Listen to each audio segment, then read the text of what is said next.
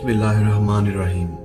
दोस्तों, शायद आपको पता होगा कि 26 दिसंबर 2019 को सूरज ग्रहण होने जा रहा है। इस वीडियो को मुकम्मल देखें ताकि आप हर तरह के नुकसान से बच सकें। इसके अलावा इस वीडियो को ज़्यादा से ज़्यादा शेयर भी करें ताकि आप औरों को भी इस नुकसान से बचा लें। और ऐसी मालूमाती वीडियोस के लिए हमारे चैनल को सब्सक्राइब भी करें और पास में ही दिए हुए बेल आइकन को भी दबा लें ताकि ऐसी मालूमाती वीडियोस की नोटिफिकेशन आप तक पहुंचती रहे।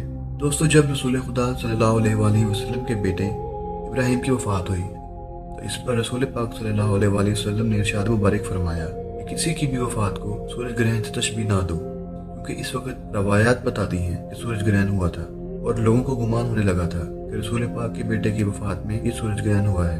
लेकिन रसूल पाक सल्लल्लाहु अलैहि वसल्लम ने फरमाया कि नहीं, ऐसा नहीं है।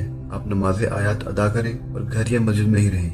खुद रसूल पाक सल्लल्लाहु अलैहि वसल्लम भी घर या मस्जिद में ही रहे। इस साल 2019 26 दिसंबर को सबसे ज्यादा खतरनाक सूरज ग्रहण होने जा रहा है। पाकिस्तान के तमाम जनूबी इलाके में 11 अगस्त 1999 में ऐसा ही सूरज ग्रहण देखने को मिला था, जिसमें 100% चांद का हिस्सा सूरज के पीछे छुप गया था। और अब पूरे 20 साल बाद 26 दिसंबर 2019 को फिर ये सूरज ग्रहण हमें देखने को मिलेगा, जो कि सुबह 7:30 बजे शुरू होगा और तकरीबन 10:15 बजे ये अपने अरूज पर पहुंच जाएगा और इसके बाद 1:15 पर ये ढल चुका होगा। यानी पाकिस्तान में उस वक्त मगरिब जैसा मंजर देखने को मिलेगा। तकरीबन 7.5 घंटे ये सूरज ग्रहण रहेगा और कुछ वक्त के लिए रात में दिन तब्दील होगा। पाकिस्तान के बाकी इलाकों में भी ये मंजर देखने को मिलेगा।